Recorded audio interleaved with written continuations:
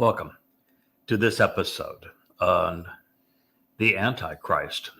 It is a title that I didn't think I would ever be using because, well, one of the things that I have learned along the way in these past 24 years of studying Yahweh's testimony, essentially every daylight hour, now since 9/11 of 2001, is that Jesus never existed. There was no Mr. Christ. He is nothing more than a crude counterfeit of David, who is the actual Messiah and Son of God, as well as the one who was crucified, fulfilling Passover in 33 CE, all of which he boldly proclaimed to us in his prophecies, particularly in the 22nd Psalm. And then Yahweh himself wrote an ode to his beloved Son and affirmed every one of these things that I am sharing with you. As a matter of fact, the motivation very early on for me to translate the 89th Psalm, which changes really one's perspective on virtually everything, is Miss Leah sitting over there to my left. She, in fact, was insistent that I translate that psalm, knowing that it would be transformational, and it indeed is. It says emphatically that Dode is the Messiah. I thought I was going to pee myself waiting for you to translate it. It was revolutionary, and I can tell you how it came about.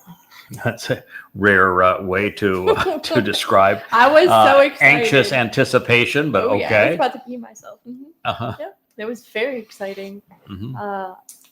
It was a Shabbat. We were on the boat, and I wanted just to read because you were very busily retranslating, redoing Twistianity, the entire series. Mm-hmm. And I was just kind of running ahead with scissors, just reading ahead in Mizmor. Mm-hmm. And I came across 89. And I read it, then I read it again. And I knew that the words were not translated properly. I looked at them diligently. And when it came to Dode is the one, if not, I am a liar, I reread it. It was really shocking. It totally dismantled everything about Christianity in a second. Yeah, there's a line in it that is extraordinary. There's nothing else like it in the entirety of the Torah, prophets, and Psalms, where after Yahweh has said multiple times that Dode is his son and that he is his father, that Dode is the Messiah, that Dode is the Zeroah, the sacrificial lamb of Passover. After telling us that Dode is his chosen one, that Dode is his firstborn, that Dode is his beloved, that Dode is the one he prefers over all others. Then God makes a statement where he says, if you were to claim that anything else is true regarding the identity of the Son of God, regarding the nature of your Messiah, of the returning King, then you're calling me a liar. Those are really tough words, aren't they? That if you're claiming there is another who is the Messiah, a Mr. Christ, if you're claiming that another is the Son of God, this same Jesus, if you're claiming another is the returning King, then you are calling Yahweh, God, a liar. Profound. This act of identity theft is the most successful crime in all of history.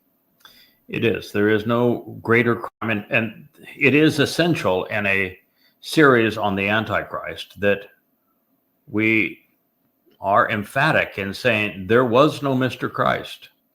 Jesus is a complete and utter fraud. This tragic lie, this grotesque crime of identity theft was perpetrated by the first man to call himself a rabbi. That would be Paul, whom Yahweh himself, 666 years, there's that number that's associated with the Antichrist, but 666 years to the day that Paul wrote his first letter, the one to the Galatians. Yahweh, through the prophet Habakkuk, said that Shaul, Paul, was the plague of death.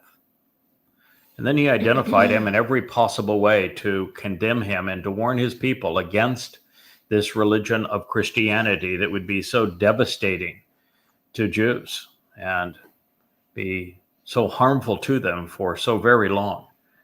So God made us absolutely aware that there would be no Christ, and yet he even speaks in Habakkuk of Paul creating this caricature. And he even has Habakkuk saying, wait a minute, he created a caricature and he's claiming that God died? You can't die.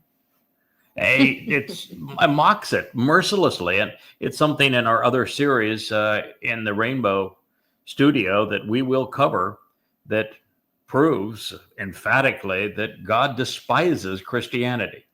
So you need to know that there was no Mr. Christ. It is an invention of Paul, who admitted in his second letter to the Corinthians that he was demon-possessed. And he did so by robbing the actual Messiah and actual Son of God, the actual Savior, who actually was crucified and fulfilled Pesach, Matzah, Bakurim in 33 CE. And turned it into a detestable lie. Yeah. I'd like to read something, if I may. Sure.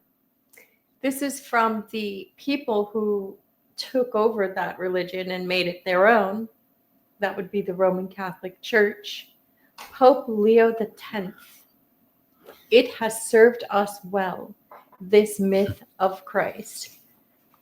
Read it there yourself. I'm very familiar with the quote, and the quote I love that quote. It is genuine. Yeah, it's the first time they tell the truth. I have fact checked it. It is in fact genuine. Christ is an absolute myth. There was no Jesus. There was no Christ. There was no eyewitness account of anything attributed to him. The first Gospels to be written, Mark and Luke, were both Paul's accomplices. They wrote the Gospel according to Paul. They did so in 75 CE in Rome. They did so in a language that wasn't even spoken in Judea at the time. They were not eyewitnesses. 30 years thereafter is not a contemporaneous account. Matthew and John were written in 95 CE, 20 years later, 60 years after the fact. We don't have a clue who actually wrote either of them. That's the truth. And if you want to claim Josephus is your guy and he validated there was a Mr. Christ, no, that isn't true either. You know that he wasn't even born when Dode fulfilled Passover in 33 CE. He wouldn't be born for another 4 years. He wouldn't write his testimony until around 80 CE, doing so in Rome. And he lied about everything. And the oldest witness to what he wrote dates to the 9th century, 900 years later. And even then, he had essentially nothing to say. No, he was Rome's, his patron was Rome.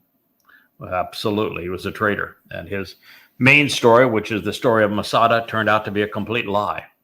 A lie that he concocted to justify his own lie of how he engaged in a suicide pact and managed to be the lone survivor of a suicide pact and turned out to be a traitor against his own people. That's the best you got. And that's nothing. We don't even know if that's true. For all we know, he could have been a serial killer. Well, Well, the fact is that I don't know. I wasn't there. Were you? you're talking about Josephus. Yeah. Josephus was a traitor.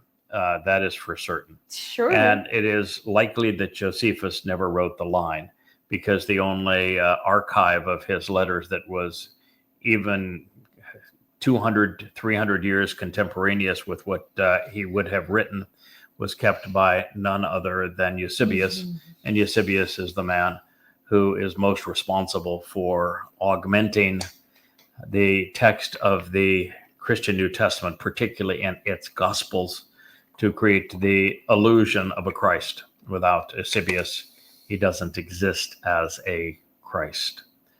So the fact is, there was no Jesus.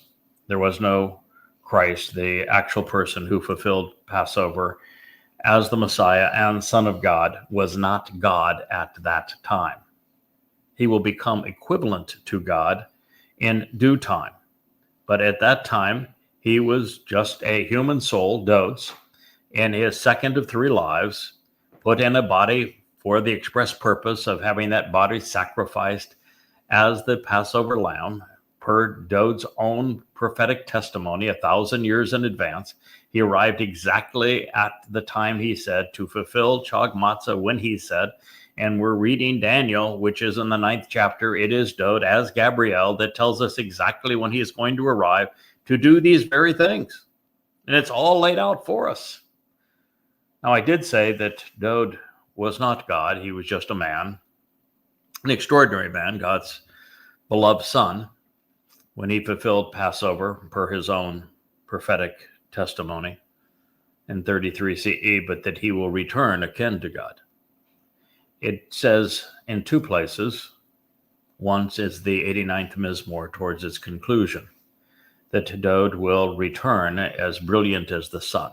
Now, the reason for that is that Dode fulfills the metaphor of the greater luminary in the creation account on the fourth day, because it's in the fourth day, year 4000 Yah, which is what 33 CE is, when Dode fulfilled Pesach, Matzah, and Bekurim. And so Dode is the equivalent to the sun as the greater luminary. And at that time, Yahweh says, when he returns with me, he will be as brilliant as the sun, and he will be as Elyon. He'll be as God. So quickly kiss the king, lest he be vexed with you. It also says at that same moment that the moon, which is the lesser luminary, who is Dode's herald, and is the one who is being sacrificed to enable the children of Yisrael, the mortal remnant, to be prepared to receive Yahweh and Dode back after all a long separation of time. He is presented as the lesser luminary, and therefore the moon. And that same statement in the 89th Mizmor says that the moon will continue to be a sign of the Moed forevermore. Now, I have a question before you go on. When Dode was sacrificed as the Pesach El, was there a solar eclipse that day, or a lunar eclipse? First of all, let me finish the thought on Elyon, and then I will go to eclipses. The second place that Elyon is used is Daniel 7. And on Daniel 7, it speaks of how the restoring witness, who is the one that the Antichrist, this figure that we're calling the Antichrist, he is more literally the Towrahless one. He is the Satan incarnate. He is Donald Trump. That after he kills the bull, if you will, the one who is serving as the Adam Parah. Yada. Person is myself, is why I'm telling you this story. That after that, the children of Israel are protected. And even before that is the propensity of this individual to exercise good judgment that resolves the issue between Yahweh and his people. The Towrahless one, Donald Trump, betrays Israel. He turns on them. He overwhelms them. He is exceedingly destructive to him, according to the testimony in Daniel 7:22. But that is resolved by the good judgment of this restoring witness who protects Israel the way that has always been available for Israel's protection, to think correctly about God. And that will resolve this long separation. And what it says is that after he does that, Elyon will return. And most people would say, well, that means the Almighty is coming back. Yeah, well, it does, but Elyon means that Dod is returning as Elyon. That's the second time that it's used in this context. And I think that's a powerful connection between these prophecies. Now, to talk about eclipses, which is what my wife just mentioned. There can never be a solar eclipse on Passover, because Passover is always celebrated under a full moon. Yeah, okay. There can only be a solar eclipse on a new moon. So the first of a month, like Abib, or the first of Teruah. Teruah is actually the only one of God's 7 Moed Mikre that begins on the first day of a month, when the moon's light is just renewing. So the only time that can have a solar eclipse that is in conjunction with a Moed is on Teruah. Wow. And there are 2 of Yahweh's Moed Mikre, 3 really, that can have a lunar eclipse, because a lunar eclipse can occur and only can occur on a full moon. That's just the nature of the geometry, if you will. The sun's here, the earth is here, the moon is here. And so with the sun here and the moon in this position here, you can see both of my hands, I think, here if I raise them up. And if this then, the microphone here is the earth, it's the microphones or the earth's shadow that falls on the moon. So when the moon is full, because the light of the sun is shining full on it, it's the shadow of the earth that covers the surface of the moon. That's why you can have a lunar eclipse on a full moon. Now, the opposite is true with a solar eclipse, because a solar eclipse means that if this is the moon and this is the earth and this is the moon and this is the sun, that the sun or the moon is perfectly superimposed over the sun, so that from the earth, the sun's light is all impeded by the physical blockage of the moon. Mm-hmm. And that worked because the moon is 400 times smaller than the sun, but 400 times closer than the sun. And 4 is the ultimate reference, 40, to tell us how we maneuver through time. And that was something we will speak of in other programs. But if you want to understand Yahweh's timeline, 40, which is in this very element of timekeeping, because of these lunar and solar eclipses, is the basis of that. So to answer your question, there was a full lunar eclipse during the time in 33 CE that Dod was fulfilling Pesach. And you can have a lunar eclipse on Pesach or on Matzah. They are on the 13th evening and the 14th evening, which is the 14th and 15th day of a new month. And there was indeed a lunar eclipse. How amazing. When the next Moed Mikre is fulfilled through a sacrifice, will be on Teruah. Mm-hmm. That Teruah will be the 24th of September in 2033. On that day, there will be a full solar eclipse. Now, I don't suppose that the likelihood of that being in the millions and millions and millions to one was by happenstance.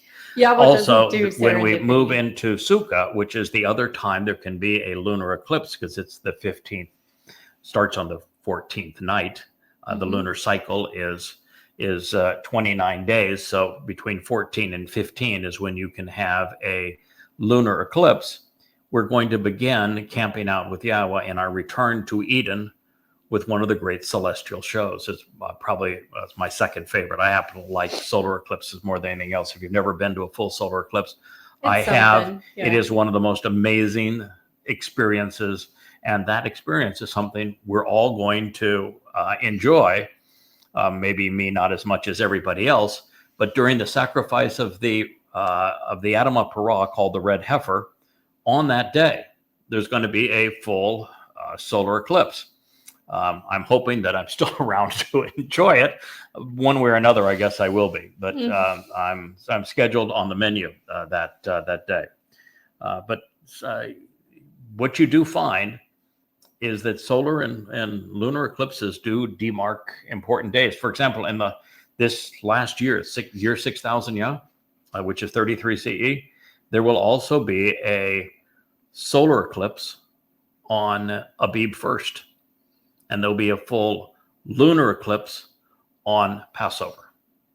Wow. And then a full solar eclipse on Towrahless, and a full lunar eclipse on Sukkah. Did you hear that, Yehud? Mark the date. Mark the dates. Well, yeah. I'd much rather you mark the date of 22 September of which is a Shabbat of 2026. Yeah. Because that's the only way to be assured of getting off this planet alive. And we will start the time of Jacob's troubles at that point. That is what sets the events in place that prove conclusively that the conclusions that I have drawn based upon going back into Daniel, that Donald Trump is this Antichrist figure. He's the Towrahless one. And we've already provided copious amounts of evidence for it, and it will be even more overwhelming as we go through all of Daniel, that Donald Trump is the Antichrist. Yeah, Mr. Goat Hair. But all of this, it talks about when asked to describe him, the description we are given is that he's an old dude. And he will be. He's an old dude. Yeah, he will be 80 years old at the time that he forfeits the heart of Israel in the two-state solution. So he will be 79 at that point. By the time that we reach the midpoint in the time of Jacob's troubles, which is 4 years from now, he is going to be 83 years old. And he'll be 87 by the time it's over, and so he is called an old guy. He's long in the days. He's also called a man with a very big and arrogant mouth. Oh yeah. And if there were a single descriptive, he got that one right. Nailed it. Well, God's pretty good at this prophecy stuff. Oh, yeah. The third thing that he says that is descriptive of him is that he's going to have goatish hair. And that is the most descriptive physical characteristic of Donald Trump. And it would be very accurate. It says he's going to have goatish hair. And he also says that when he sits down in a chair, that chair is going to have gleaming and shining gaudy rims, so that he's going to sit in a wheelchair when he sits down, but his wheelchair is not going to be ordinary. It's going to have gaudy wheel rims. It's going to be gold to it. Chromed out gold. Yes. Now, there are a lot more affirmations, but those are all part of them.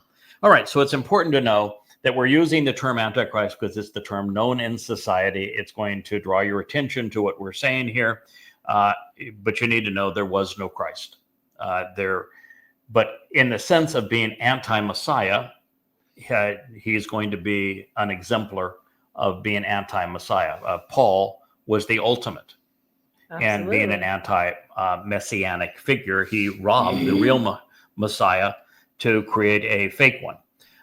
Rabbi Akiva, who formed Rabbinic Judaism, is also an anti-Messiah figure. He also robbed the real Messiah, Dowd, to create the false one in Bar Kokhba, which is where Jews get their six-pointed star. So there are a lot of traitors in this story. It also should be known that the prototype for the Antichrist is Paul. Arrogant, vicious, duplicitous, sexually perverse, and sexually perverted, and exceedingly arrogant, and also demon possessed. So Paul is the prototype for this particular individual. Although in this case, I think we're witnessing Donald Trump, that he is equal parts Paul and Muhammad. And in the end, his solution is going to be Chrislam. We've done in our previous two programs, we have specified the dates of his arrival and the dates of his final decree, which he's going to claim to be God. He'll claim to be Allah, and how those blend with the Shura Day and with the changing of Passover.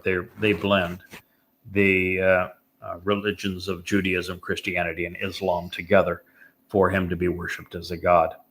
So that is where we're headed. So by way of... I'm going to make my best Trump impression now. Okay. Are you ready? Yep. Isn't he wonderful? I met the Jesus Christ. He's a wonderful guy. Handsome guy. Attractive guy. And I met the Muhammad. Big history. Big history. And he's a really great guy. He's a really good looking guy. Yeah. A lover, a fighter. He has a thing for younger women. But yeah. Like I do. A terrorist too, but at least he's good at it. Yeah, right. Yeah, all right. So you want to know all about Donald Trump? He was introduced to al-Jawlani, the Islamic State terrorist who's now established the Islamic State over what used to be Syria. He is a little Al-Qaeda before he's that. received some $16.5 billion in bribes from Saudi Arabia and Qatar. And he is then orchestrated into a meeting with al-Jawlani in his visit to Saudi Arabia. And while they're all there, he tells Jawlani and tells us he's a really attractive guy. He is a fighter, strong history, that one. And then he removes the terrorist. He removes the terrorist designation from him, and then this past week, wearing Islamic State uniforms. Yes. The regulars of Syria's army, now designated as the Syrian Islamic State, with all of their vehicles and their uniforms and the like, go in and slaughter the Druze after they have previously slaughtered the Alawites. And of course, the Kurds are next. And after the Kurds, it'll be the Jews. Just the same exact formula throughout the Middle East. And that's why it's Islamic today. However, if it weren't for the likes of a Trump aiding and abetting their agenda, they wouldn't be able to pull it off. And the ultimate catalyst here for the destruction of Israel, and the primary identifier as Donald Trump as the Antichrist, is that there are two prophetic portraits of this Towrahless one being the lead sponsor of a treaty between many nations that causes the forfeiture of Israel to terrorists that makes Israel indefensible. And in Yeshaya 17 and 18, we learned the exact timing that's going to happen, which is why I've told you since November, for 7 months now, that this is going to happen on or before the 22nd of May of 2026, that we're 10 months at the maximum from Donald Trump sponsoring a Palestinian state carved out of the heart of Israel that makes Israel indefensible. The second place that's mentioned is by Gabriel, who is Dode, telling us that it is this same Towrahless one, the one who is his primary foe, that is going to impose this agreement at this time. So you've heard of the Abraham Accords, right? Mm-hmm. Yeah. Yeah. I have a question about Mhm. that. What the hell does Abraham have to do with any of Trump's accords?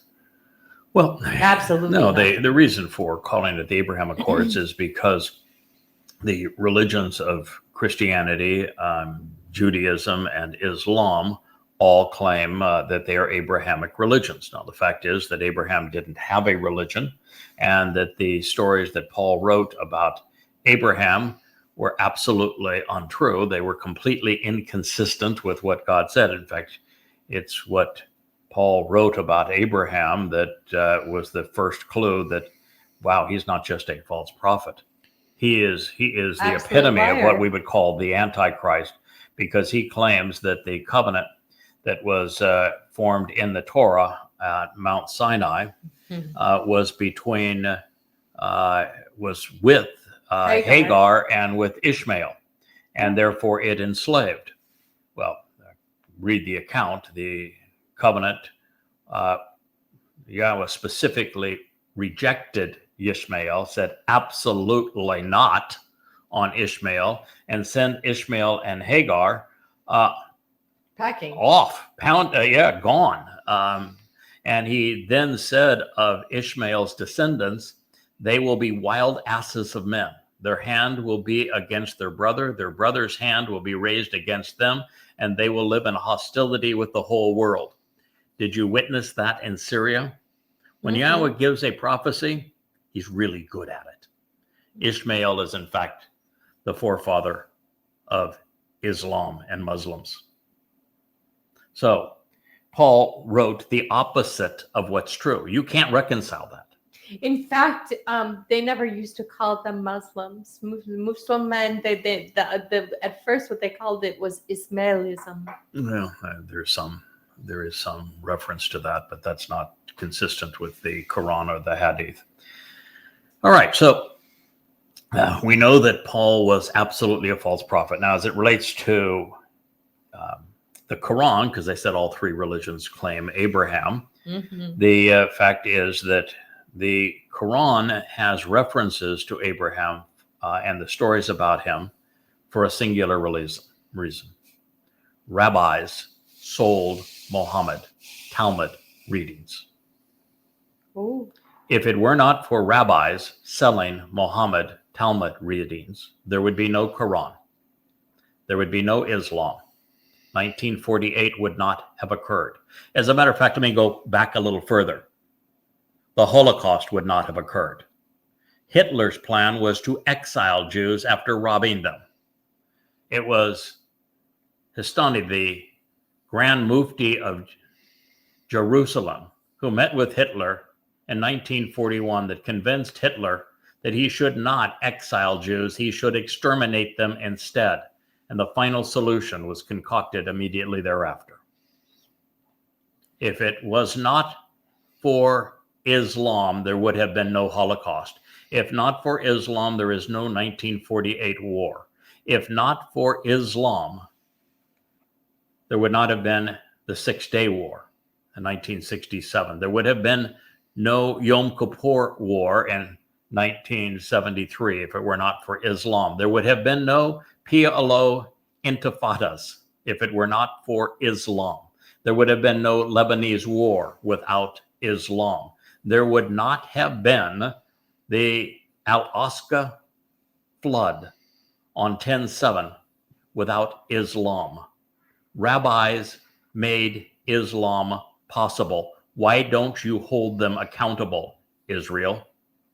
They sold Muhammad the Talmud stories that he perverted to create the Quran.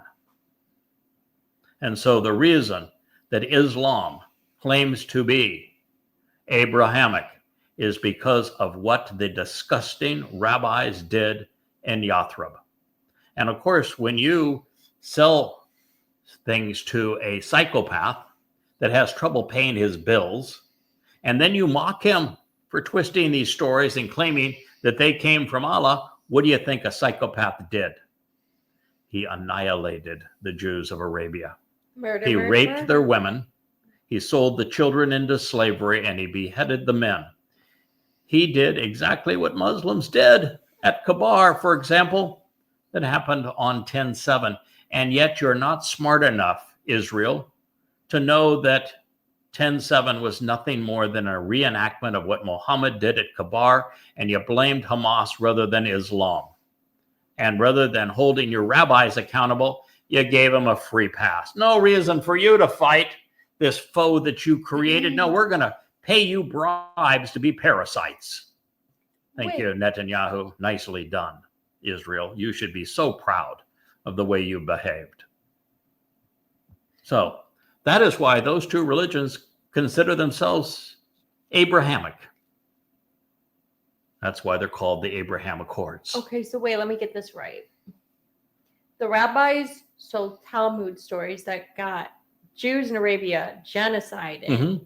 Correct. And today Israel pays them to live free so they can study their goddamn Talmud. Mm-hmm. Same Talmud. So that they can bludgeon other Jews with it. Mm-hmm. Same fellows. And wow, same Talmud. Yeah. Yes. This is. And your people are so knuckleheaded, so boneheaded, so stiff-necked that they continue to revere the rabbis who sold them out, not only to create Islam, but who sold them out to create Christianity that subjugated Jews for 18 centuries. They sold us out under the kings of Europe. They sold us out during the Holocaust. Do you know how they sold us out in every place we've ever been? Do you know how they sold you out to create Christianity? You know the story? You know what Paul was? Paul was the first person to ever call himself a rabbi. There you go. Are you aware of that? First person ever to call himself a rabbi was Paul. He claimed that he was the best rabbi ever, that he was absolutely more skilled at the craft than anyone. And he was. And the letters he wrote are all based on the rabbinical mindset of twisting the words of God, taking them out of context, truncating what God said, misrepresenting what God said to create the opposite intent so that men are empowered over God. That was his strategy. He knew how to quote mine to achieve that strategy, and it had not been for his rabbinical training, it would have been impossible. The letters Paul wrote were written because of his rabbinic training and rabbinic mindset. And then all of the other religious Jews around him knew he was lying and said nothing. They knew that Dowd was the Messiah. They knew that Dowd was the returning king. They knew that Dowd had said he would be here exactly at that time to fulfill Pesach. They knew that Dowd was proclaimed the Son of God.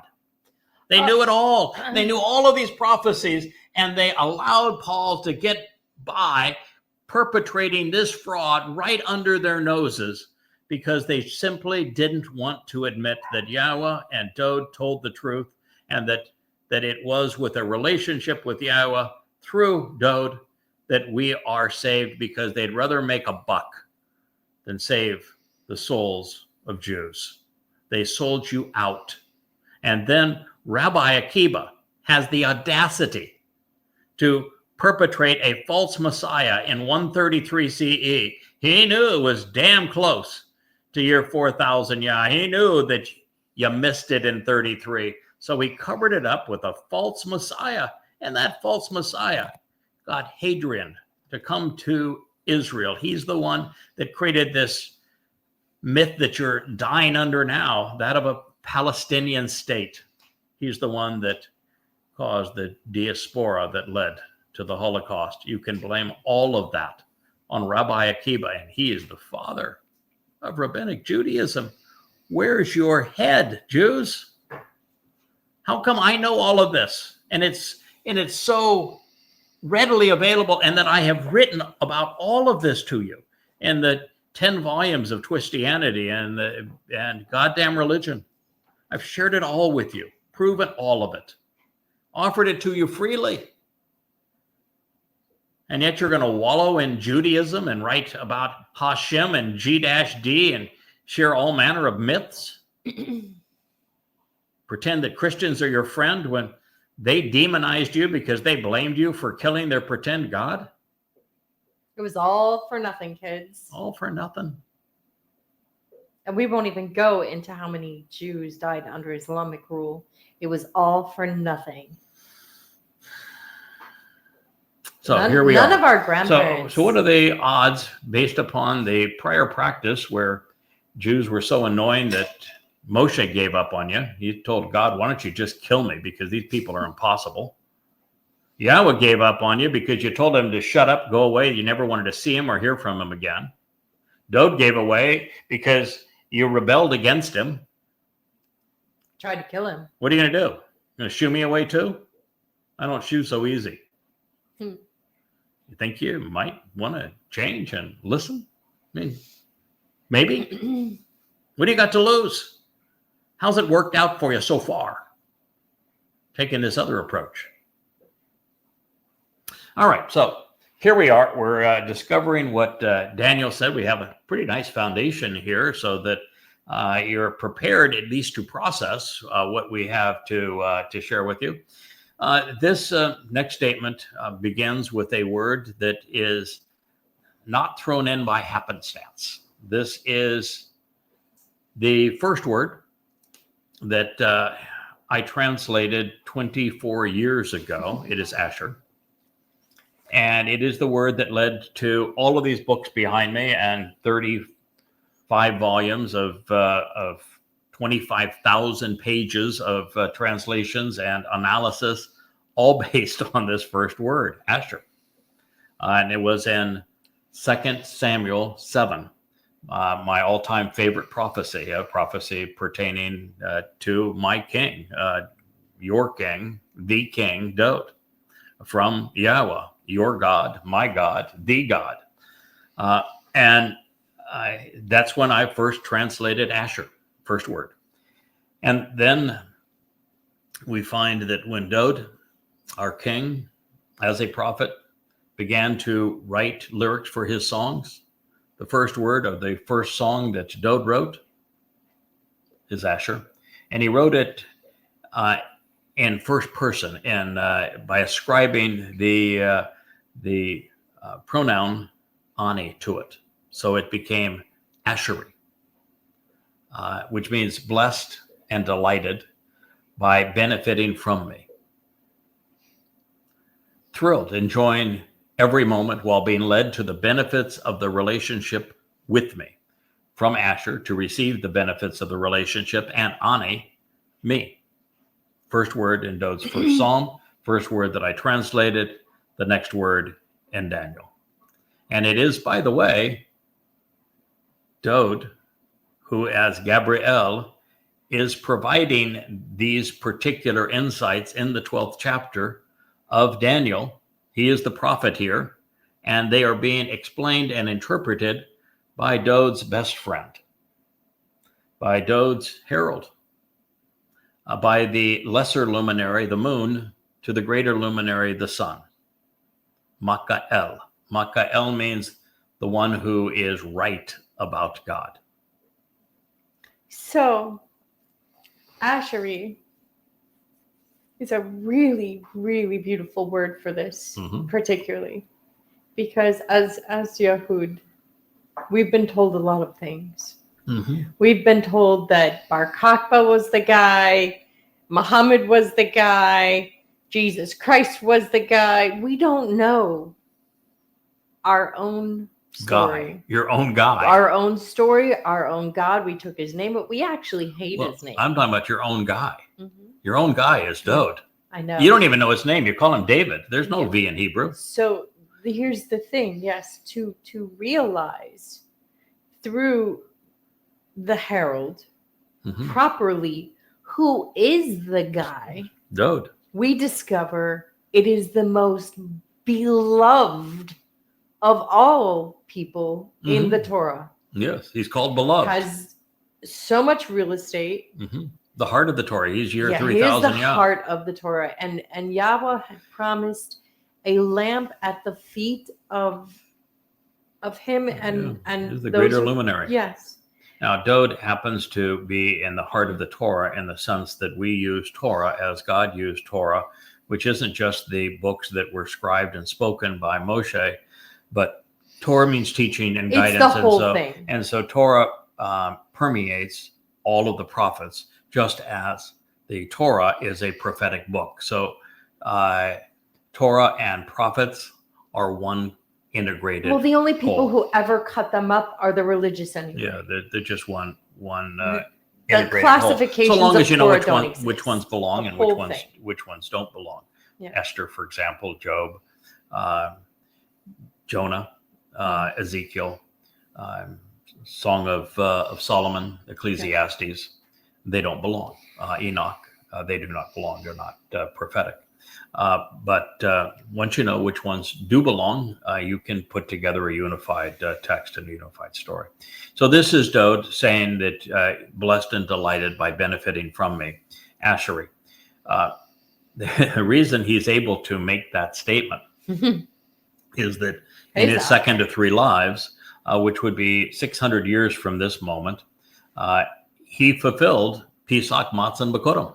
And it is by fulfilling Pesach that we have eternal life. He opened the doorway to life. It's by fulfilling Matzah that our religious and political guilt is expunged, because it's taken by Dode into Sheol to be deposited there, never to be seen again. And we are allowed into God's family as his children, following the firstborn on firstborn children. So indeed, blessed and delighted by benefiting from me. This is what the actual Messiah and actual Son of God, our Savior, Dode to David, God's chosen one and beloved, did for us. Blessed and delighted by benefiting from me is ha-chuka. And ha-chuka is this one, and the vowel is supplied. So it could be ha-chuka, ha-chaka, either way. The one who continues confident and certain, while cutting others into the covenant by being pierced. This ha-chaka is the only other man who is specifically sacrificed as part of one of the Moed. The Dode being the first as the Passover lamb, ha-chaka here as the second. He is the bull that is sacrificed on Towrahless to purify the adulterous woman of Yisrael as part of that ceremony known as the Adamah Parah, or the red heifer. It's not a girly cow, however.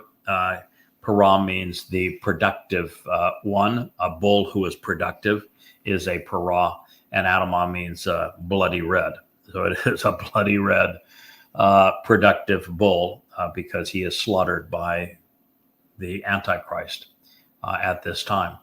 And so to benefit from Dode at this moment, because this particular moment is the daylight of Towrahless. This is Yom Towrahless. And at this point, there is no way for anyone to have benefited from what Dode has done in terms of accepting Pesach, Matzah, and Bekurim and become part of the covenant, because if they had made that choice, they would have been part of those gleaned on the previous evening as Towrahless began. So now what you have is this mortal remnant that has been brought into Israel miraculously by Yahweh, and those who have been gathered to hear Yada and Eliah speak from the Temple Mount. And they are the ones who are going to benefit as a result of ha-chaka. And this individual, regardless, he's unique in the story of Israel. And the reason he is unique in the story of Israel is he's the one that doesn't give up. He is the one who continues confidently to the end. That's a big deal because Moshe gave up. A lot, yeah. Okay. Abraham, for all gave up, and he pimped his wife twice for sheep. That's not exactly living the high life in the covenant.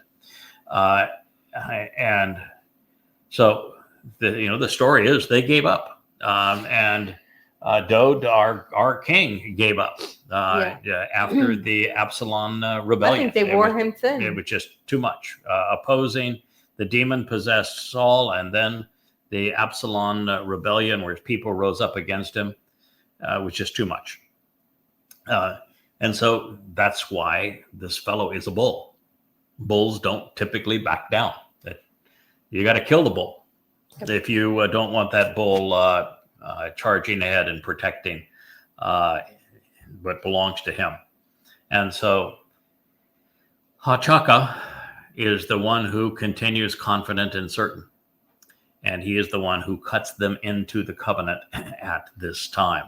He is the one who anticipates and expects this outcome to occur by adhering to what can be trusted, longing for it to transpire, actually expecting it to happen and anticipating it favorably. Now, why would you say, wait a minute, it says here, and it's going to say here, you get literally the crap beaten out of you. You get murdered. Well, yeah, not just murdered. I mean, viciously murdered, pounded to death. Why would you look forward? And it says pierced here too.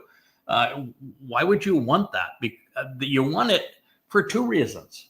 One is, what greater honor could a person have than to have the creator of the universe say, I trust you to do something exceedingly hard.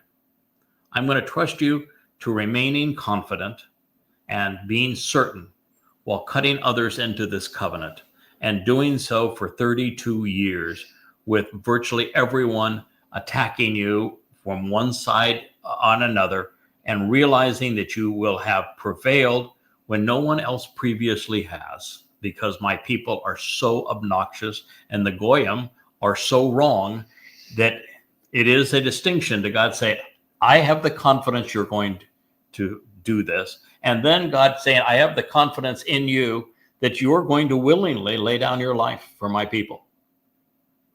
That's pretty cool. So I look forward to it because I think he's right. I think I will stay the course. I think that he's correct, and that we're going to see this through together. And there is a sense of great joy that comes to knowing that God made a choice about you and he got it right, and that you honored his view of you. You lived up to it. And then the second thing is, look at the benefit. You're literally making it possible for God and for his son Dode to return. If you don't do this, they can't return, because you have to purge the adulterous woman of Israel for her to be betrothed to Dode, to have the fulfillment of Yom Kippurim, and then for us to enter as a mortal remnant into Sukkah. This requires this sacrifice of this individual. And so the benefits are enormous to God, to his son Dode, and to the remaining remnant of Yisrael. How could you live a life that was more meaningful than that? Well, wouldn't you say that the one for many is the very basis for all training in ethics and morality? It's the basis of Pesach, isn't it? Yeah. It's the basis of Towrahless. Yep. And of course, it is even the basis of Kippurim, because Dode is the one for the many. So blessed and delighted by benefiting from me, and I am the one who have benefited from Dode all the way through this process, is Hachaka, the one who continues confident and certain, which is something even Dode did not do. Sometimes, there is a marvelous story, maybe the best story on Dode, is when he collapsed. It's a sad story, but Dode collapsed on and turned into a butterball when it came to his son Absalom's rebellion against him. And so he had his most loyal supporter come in while Dode was up there crying his eyes out and said, good God, man, suck it up. Stop it. You're acting like you would have been happier If Absalom killed all of us and then killed you, then you are that I did the right thing and I killed him for doing the wrong thing. And your people are looking at you like you're supposed to be their king and you're acting like anything but. Like Bibi Netanyahu? Get your act together. I mean, this is a man telling this to the king. Get your act together and go down and talk to your people before they lose confidence in you. That's how bad it was. And so for me to tell Dode, I'm recognizing the truth. I'm recognizing that you had the courage and the compassion to fulfill Pesach, Matzah, and Bakodim, the greatest sacrifice anyone has ever made for his people. And I'm appreciative for that. But I also recognize that you're like me. You have flaws too. And everyone in God's story has their flaws. We're not perfect. And that's one of the things that we have learned quite recently. There's been a stirring debate as to the fact that Yahweh has referred to in the 11th chapter of Numbers of two people as being a prophet, one of which we knew was a prophet. It's Dode, which is the Almighty's, Eldod, the Almighty's beloved, David, Dode.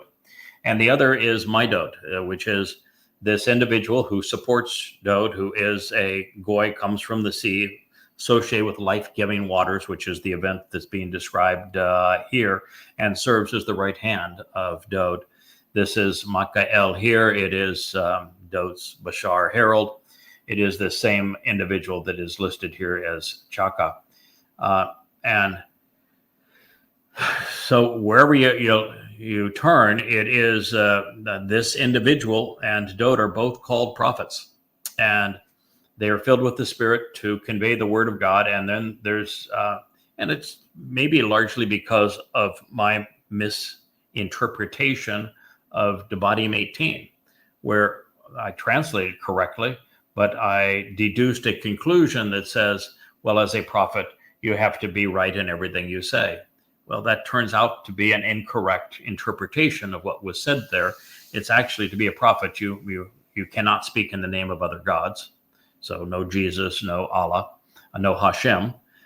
Your story has to be, your calling has to be announced by God so that you know, in fact, that you have been proclaimed by God. That's the whole story of Devarim 11, not Devarim, Numbers 11, Bamidbar 11, is that Moshe was the one who was announced by God. He was the one authorized to speak for God. And was he perfect? But Moshe wasn't perfect. I mean, he in Numbers 11, he has his meltdown in Numbers 11 is horrific.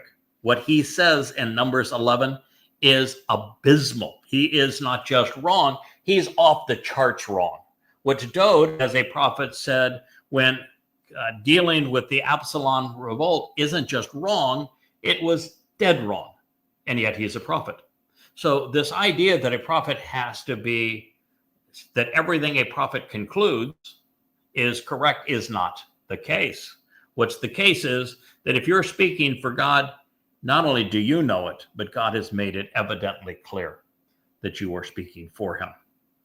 I'll add to that, if I may. None of us are perfect. Ever. Including Moshe. That's right. But we can be perfected. Mm-hmm. Well, that's the whole purpose and of it Matzah. Yes. It's and it takes emotional maturity to understand what I'm talking about. Yeah. We are seen as perfect in God's eyes. The job we do is considered perfect from God's point of view. So if you are someone like Dode and you literally redeem yourself by fulfilling Pesach, Matzah, and Bakodim and speaking of this and providing the means to our perfection, then it doesn't matter what you did previously. God looks at his son as perfect because he did what was required for God to look at us as perfect because he hauled away all of our mistakes and our guilt. The same thing is true with me. And the same thing was true with Moshe because God never rebuked him for having the meltdown. God simply provided the answer, and the answer was Eldod and Midod, who are both presented as speaking for God as Nabi. A pretty loving answer, Right. I would It's say. a loving answer. And I know that there is a rebellion times two, although this is a fellow I never really even knew. I never had any personal contact with him. But he's having AI write his little thesis by supplying transliterations and insights from my revelations. That this individual says, you can't be a prophet and get something wrong. That's just not true. All of God's prophets got something wrong because they're flawed individuals. That's the way that God chooses to work. He wants to communicate with people who are not perfect. Take this to the extreme. God chose one person to introduce his name to the world. And he knew that the excuse for not saying his name would be, we out of great respect, we want to make sure we're not mispronouncing it. So it was his cure to skewer that lie before it even started. He had the man who said, my diction's not good. I can't do this because my tongue is thick. He had that man introduce his name to the world. Something to think about, huh? Oh, and then he chose another man who is so verbose, can't keep his mouth shut, quite frankly, to reintroduce his name. And that man doesn't stutter, and we're not going to shut up. We're not going to be quiet. We're going to continue. Yeah, that is true. That is one of the primary declarations on who this Chaka is, that he is the Choder, is that and he's also listed as the Nakar, and all of the students of the Torah, prophets, and Psalms know that the Nakar and the Choder are both exceedingly important prophetic individuals, as is the man from Edom. And it says specifically that the thing that's going to be the most important part of recognizing who he is he will be the person who reintroduces Yahweh's name to his people and to the world. And his son. All right, so this says, blessed and delighted by benefiting from me is the Chaka, the one who continues confident and certain while cutting others into the covenant by being pierced. Again, the covenant aspect of this, and it's from Chaka. Chaka means to be cut in, which is what karat means as it relates to being cut to the covenant. He is to be cut in, means to engrave and inscribe, which means to write, and to write a lot. Look at these books behind me. And to have been pierced. He's going to pull out my heart and chomp on it. The Towrahless one is. It's a very vivid depiction in Ezekiel of precisely what he is going to do. Ezekiel's not a prophetic book in the sense of being inspired by Yahweh, but because it was inspired by Hasatan, it has many insights which are helpful towards our understanding.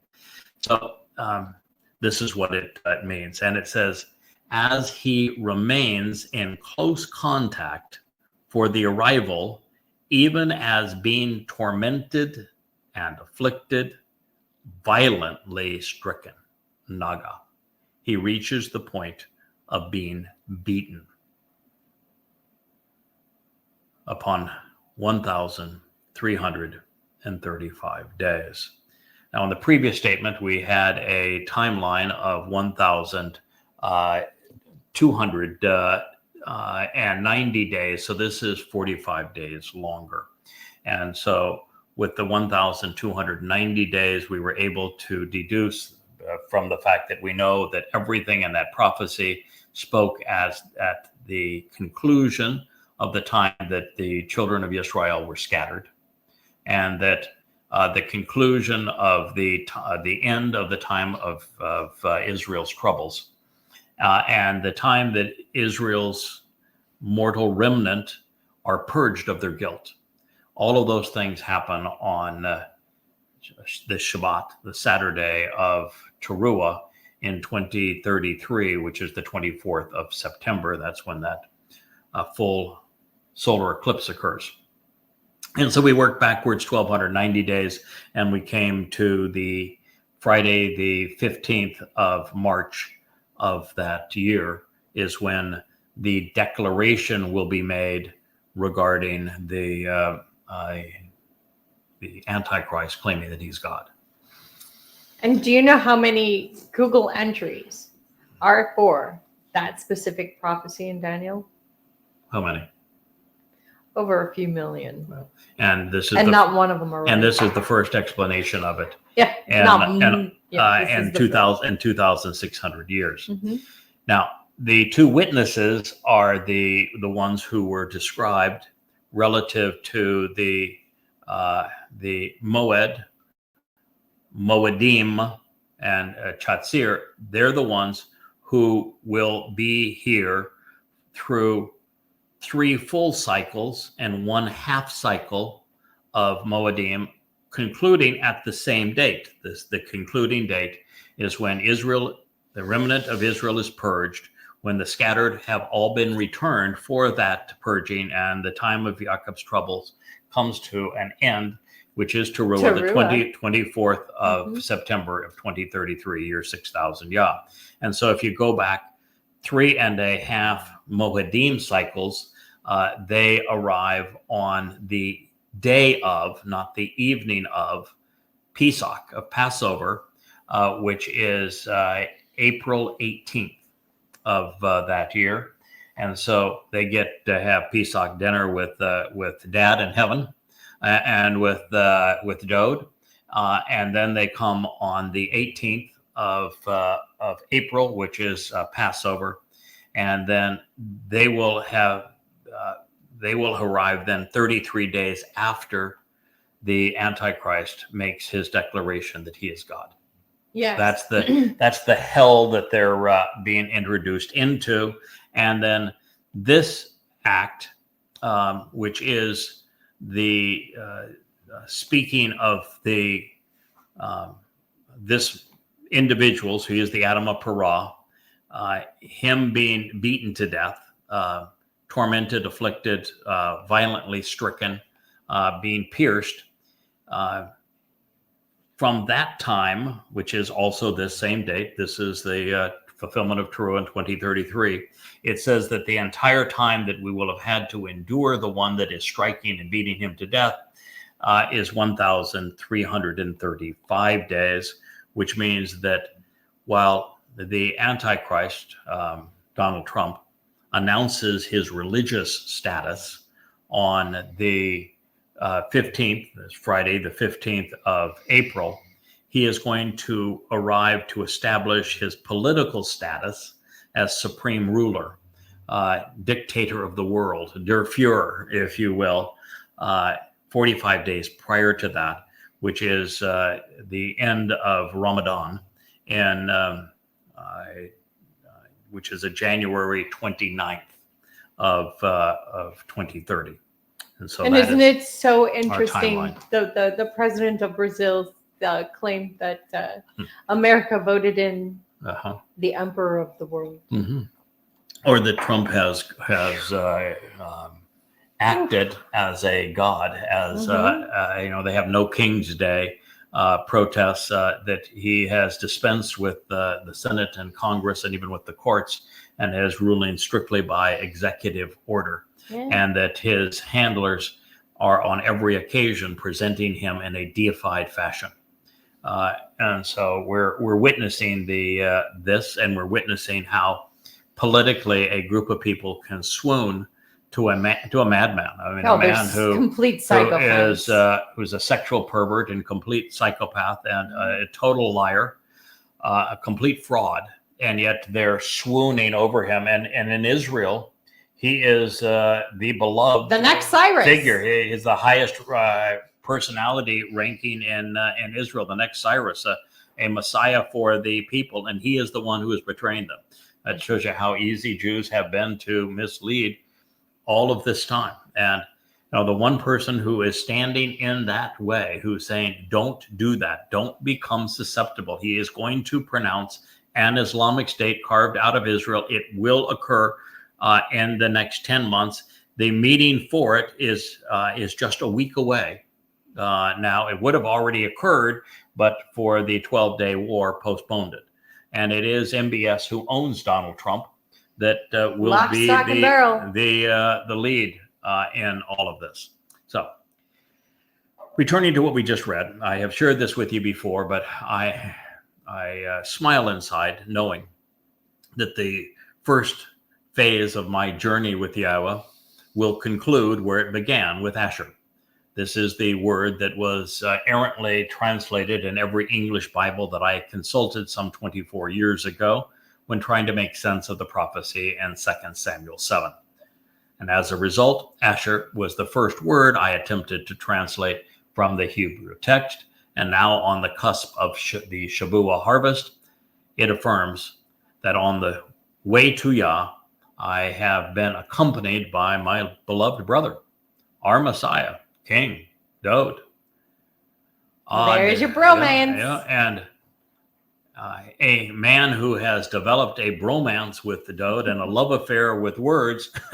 This is an enormously affirming and satisfying morsel that Yahweh has gifted us. It should also be to every Yahud who has been shoved a lie in their face over messiahs that don't exist, mythological messiahs, creepy warlords from Arabia. Like, there's so much garbage to get to the truth, the heart of the matter. The heart of the matter is Daud. Israel, you're so goddamn gullible. The three messiahs of the Abrahamic religions, a complete myth, a fabrication, then a warlord that lost badly to Rome, and then a warlord who was nothing but a ruthless terrorist in Arabia. Yeah. It's not very impressive. We're goddamn gullible. Humanity. So this is all particularly true, what we just read, pursuant to Towrahless, when I will be the one who is naga, tormented, and afflicted. I do not say that lightly. If it were not for what I have read in Yeshaya 17 that explains all of this process and dates it and introduces the parah, and Yeshaya 11, which presents the entirety of the prophetic calling and spiritual edification of the Choder, says that he is parah. And the parah is the one who fulfills Numbers 19 on behalf of the adulterous woman of Numbers 5. This is the story. I've come to know the story, and it's important that I share the story with you. I am, in fact, the one who is going to be violently stricken and beaten as I am pierced to prepare the mortal remnant of Yisrael for the king's homecoming, fulfilling the promise of Towrahless, providing the blood that will be placed on the mercy seat of the Ark of the Covenant, which is a bull's blood. And it also says in Torah that Israel, you will see it with your own eyes. Yeah. As for the goat's blood, it is the goat that will be the master of ceremony, reenacting what he had done 40 Yobel, 888 years prior to this, when purging Israel of religious and political influences, and that is Elia. So now, of course, it is delightful here, really, to witness Gabriel, who is Daud, God's most courageous and capable man, introduce this prophecy with the word that originally brought us together. And I am literally moved to tears by his acknowledgement of the anguish of our shared sacrifice. We both are pierced. We're both beaten for the well-being of the family. Chaka depicts the one who continues confident and certain while cutting others into the covenant by being pierced. Gabriel is equating what he would endure and has now endured on Pesach with what Michael, the one who is right about God, his cohort, will suffer on Towrahless. And with this in mind, it is the Choder's responsibility as the Adama Parah, this bloody red and productive bull, to be naga, to be tormented, afflicted, and violently stricken as his body is beaten to death on the day of the herald, ultimately ending the conflict and resolving the estrangement between the wayward children of Yisrael, Yahweh, and Dod. What is perceived as the sacrifice of the red heifer will transpire 1,335 days after the living embodiment of Hallel ben Shakar, Satan, arrives in Jerusalem during Ramadan, which we have noted is on the 29th of January 2030. It will be in preparation for Eid al-Fitr, the most celebrated day on the Islamic calendar. 45 days thereafter, Allah's advocate will be pronouncing his divinity on the 15th of March, a Friday in 2030, which is the Muslim day of prayer. The appalling abomination will transpire between Ramadan and Ashura Day, making Ashura Day, which is the basis for Easter, for the Mary being the mother of God and the Queen of Heaven, and Passover. He's going to accommodate a new Passover date that will be after Ramadan, but will be on Ashura Day. And in so doing, imagine that we have unified Christianity, Islam, and Judaism so that Mr. Trump can pretend to be God, as he will be demon possessed by Satan at this moment. Also interesting, in the presentation of 1,335 days, we find Shamash 4:5, which is potentially telling. It is related to Shemetz, embittering fungus of yeast, which is cruel and oppressive. Yahweh's favorite symbol for pervasive corruption associated with religion and politics is Shemetz. And it is Shemetz which we must remove, or must have removed, for us to live with Yah. Dod carried it away for us to enter the covenant family on Matzah, and Dod will remove it from the mortal remnant who is prepared for the king's return.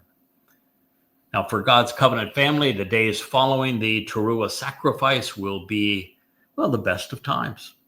For the religious and political, the patriotic and conspiratorial, it is their prelude to hell. So please, of your own free will, choose to journey through life, traveling to the final destination. Then you will find spiritual rest, settling down and relaxing, present and remaining in your allotted place at the end of days. That's what I'm in it for, kids. Daniel, my God is judgmental. Daniel 12:13. Yom Teruah is the end of days, while Yom Kippurim is the first of a new beginning of days, and Sukkah is the time of spiritual rest, when our journey through life is complete and forevermore beckons. So obviously the reason Daniel was asked to write all of this down was for our edification. That is why we were told that it has been sealed up and was indeed unrecognizable prior to this point. We're told explicitly it will not be until the time of the restoring witness is near its end that this prophecy will finally be understood. So you're now reading its explanation. And now we can all be Asheri. Yeah. Therefore, we should all live our lives to the fullest extent, pushing the boundaries of what can be known and shared as we continue to learn about Yahweh, so that when we reach the final destination, there are no regrets. That's why I have been devoted to translating and explaining Yahweh's Torah and Nabi to the best of my ability, as God has equipped me to complete this mission for his people, and complete it we shall.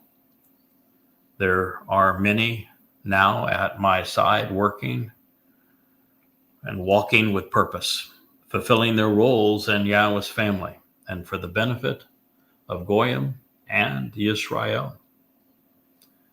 We will all have all eternity to rest, to relax, to reflect upon all that has been accomplished during the time that it mattered for those whose lives have been and will be restored. So now let's push ahead. Let's test our limits. Let's cross the finish line with smiles on our faces, our heads held high, that our God was right to choose us. Let's be productive. So I will end this program here, Leah. We'll begin the next with a summary review of the 12th chapter of Daniel. And then we're going to make our way into the 7th chapter, which is a remarkable confirmation of everything we have deduced thus far. We're going to know everything that we need to know about this Towrahless one, this Antichrist, and also his nemesis at this time, and can tell Israel exactly what's in store, what's going to happen, the days that it will occur. And God is explicit. He reinforces everything we have come to know. And it's a marvelous, powerful story that we will carry through the 7th chapter of Daniel into the 8th and all the way through the 9th. And you are going to see how the entire picture fits together and is beautifully framed for our understanding. But first, lunch. First time ever. Thank you for listening. We appreciate having this opportunity to speak with you. May Yahweh bless you all. Good day.